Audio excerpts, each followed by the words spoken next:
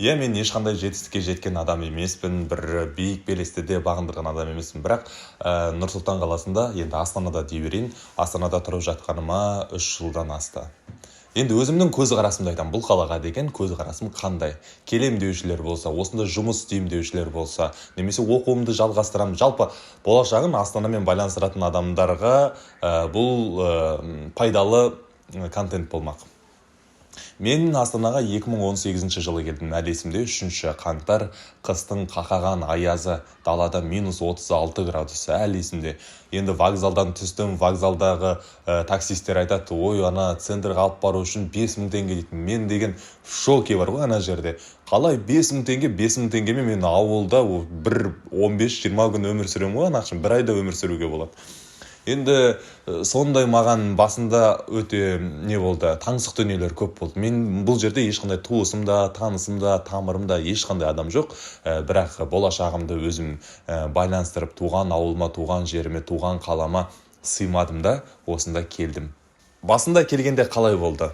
Басында бірден айтайын, егер сіз бұл жерде жұмыс істеймін десеңіз, онда келген уақытта мынаған дайын болыңыз. Нұр Сұлтан қаласы сізді, ой, Санат, қош келдің, келе ғой, міне саған жұмыс, міне саған үй, міне саған квартира, міне саған айлық деп ешкім сені жылы орынға отырғызбайды.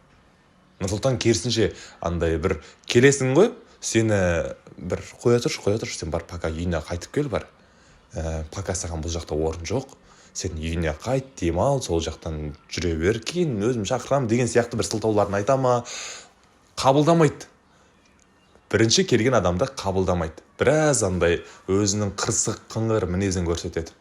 Екінші жағдай, бұл енді сіздердің біраз келуге біраз ынталарыңызды жеңілдететін сияқты, ынталарыңызды арттыратын сияқты. Ол бұл жерде анау айтқандай баға қымбат емес.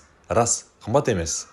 Кәдімгі сіздің қалаңыздағы бағалар қандай, бұл жерде де салыстырмалы түрде сондай. Енді қазір көп мифтер бар ғой, ой, Астана қымбат, ой, Астана, иә, бұл жерде су сатылады, иә, бұл жерде квартираның бағасы сәл қымбаттау, иә, бұл жерде тамақтың бағасы сәл қымбаттау деп бәрін айтыпсың. Жоқ, негізі қатты қымбат емес. Мысалы, сен мына жерден бір литр шемішкенің майын сен өзің қалаңнан 400 теңге алсаң, бұл жерде ары кетсе 420 теңгеге аласың дегендей ғой. Енді жалпы бұл қала несімен ұнайды? Алғашқы этабы бар. Алғашқы этап жаңа саған айтқан, міне жаңаған айттым ғой, сол этап. Бұл жерде сені келген кезде бара тұр, пока қоя тұр деп сені бір кері итеру мүмкін. Бірақ бұл алғашқы этап, бұл этаптан сынып кетпеңіздер. Мен басында келдім, журналистикаға түсем деп келген, бірақ мен бұл жерде кілем жудым, бұл жерде объявление тараттым, официант болдым, тағы да шаруалар өте көп істедік.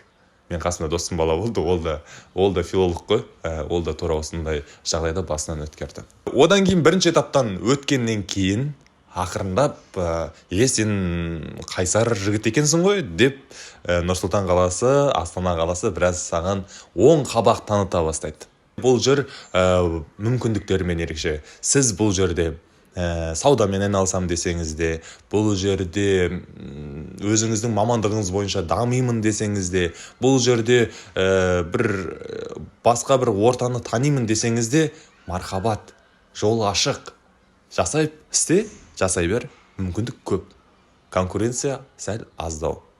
Егер сізде дәл осы өз қалаңызда жасап жатсаңыз, сол істі, егер оны дамытқыңыз келсе, Астанаға келіңіз, ары қарай дамытуға әбден болады.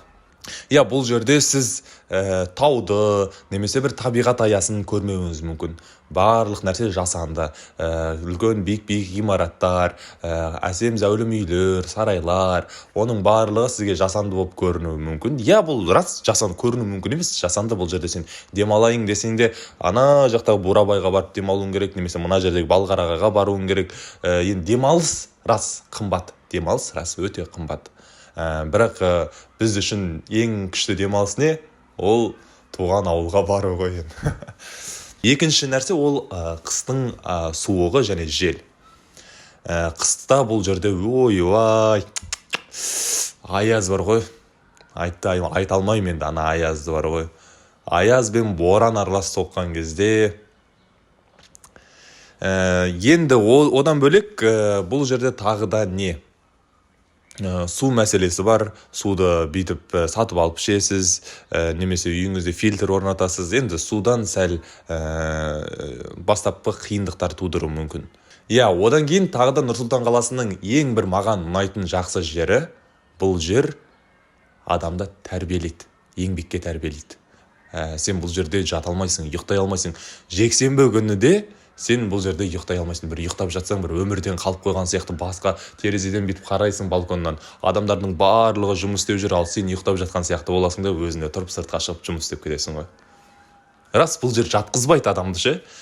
Жұмыс істей бересің, конвейерға әбден түсіріп алған, сонымен жүгіре бересің. Бірақ рахметі бар да, рахмет айтады. Мә, еңбектендің ғой, мә саған жағдай, мә саған ақша, мә саған мүмкіндік. Еңбекті бағалайтын қала.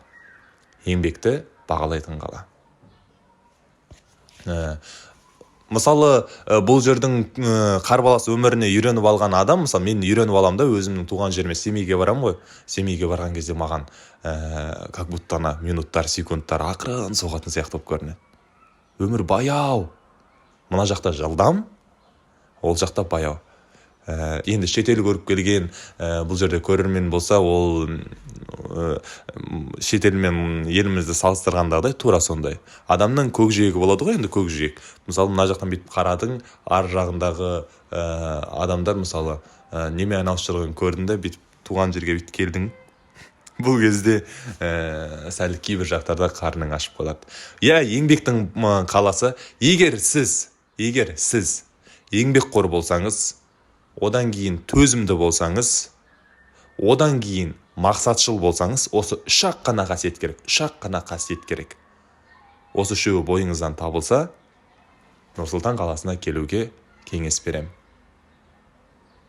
Рахмет, сіздермен болған санат, жақсы адамдардың санатында бол. Каналға тіркеліп, лайк басып, келесі видеоларымды күт.